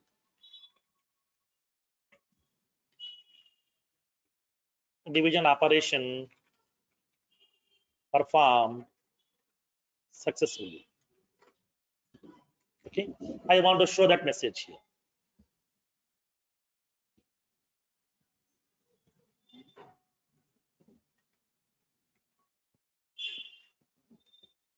Now, for the modulus also, if they're unable to perform that operation, I want to show that error message.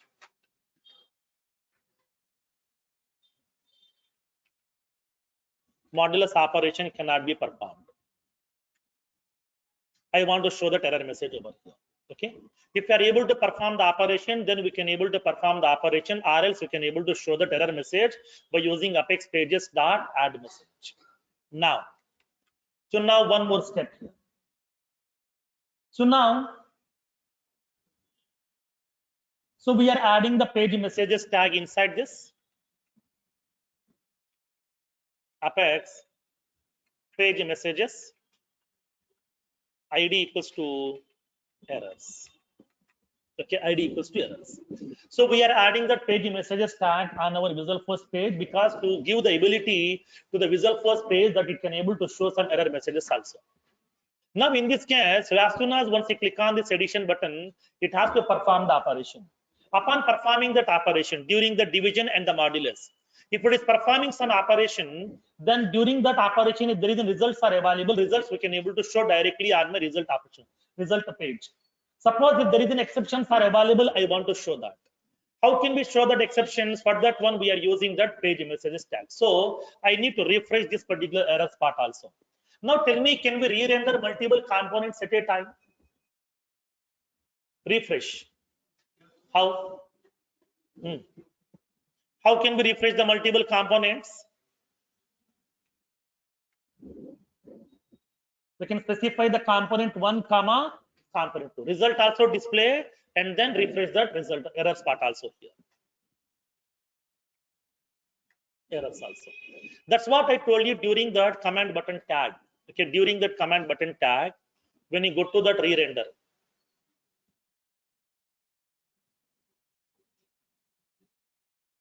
Here we are having that re-render. Inside this re-render, we can able to refresh that multiple components also by separating a comma. Component name 1, component name 2, component name 3, like that up to multiple components also we can refresh. So I would like to refresh that result part along with that error messages part also here. Okay, clear? Now. So now done. Okay, now we can have the testing process over here. As of now, what we did, so we have added that page messages tag on my Visual Force page to give the ability to the Visual Force page that it can able to show some error messages also on the page, or else it is simply terminating the page. It is giving these exception messages to me in a different page. So that I want to show my own error messages by my own. For that one, I am going to be indicating that Visual Force page that it can able to show that error messages also by adding the tag page messages. So whenever I'm performing the operations, I would like to refresh this component also. That means page messages also, so that I can show the recent error message which has been occurred right now. Now let's see. I'm performing the operations here. I'm entering some value. Second number, I'm entering some 0. Okay, or else I'm giving some value, some 10. Addition operation I'm performing, subtraction, multiplication, division. It is performing the division operation. It is giving the message to me success. Division operation performed successfully here. Now modulus. Modulus operation has been performed over here. Okay. What is the message here?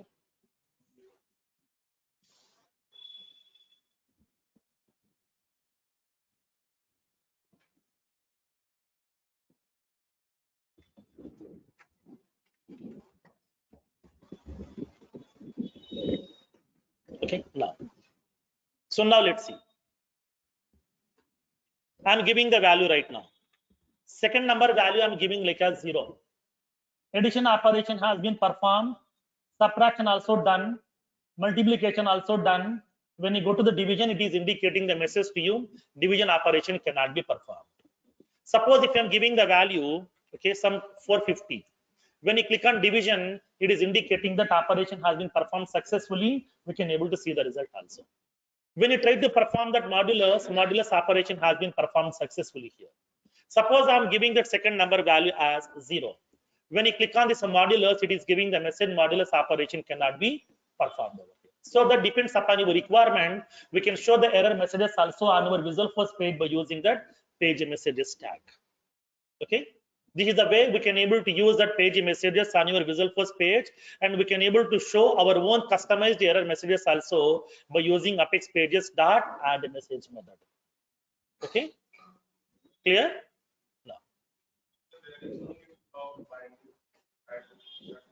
No, not required. It will be automatically capturing that here. On the top of the page, it will display. No, that will be on top of the page by default here.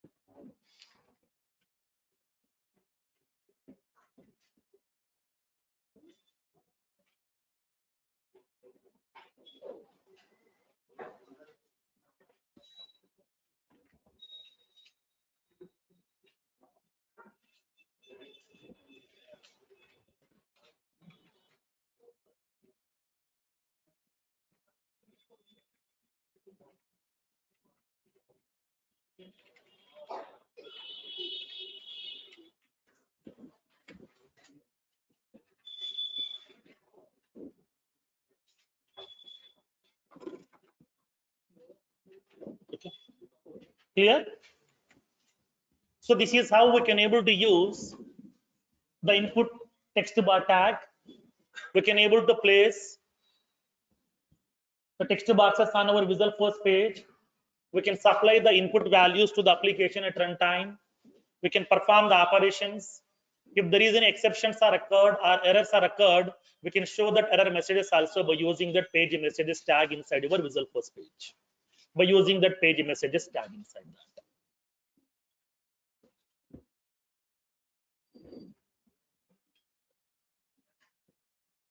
Okay, clear? Yeah.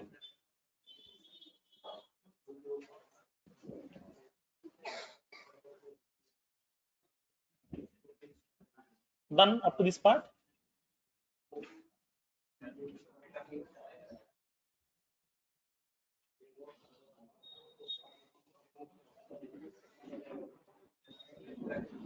So I no need to share this code to you. Okay, now.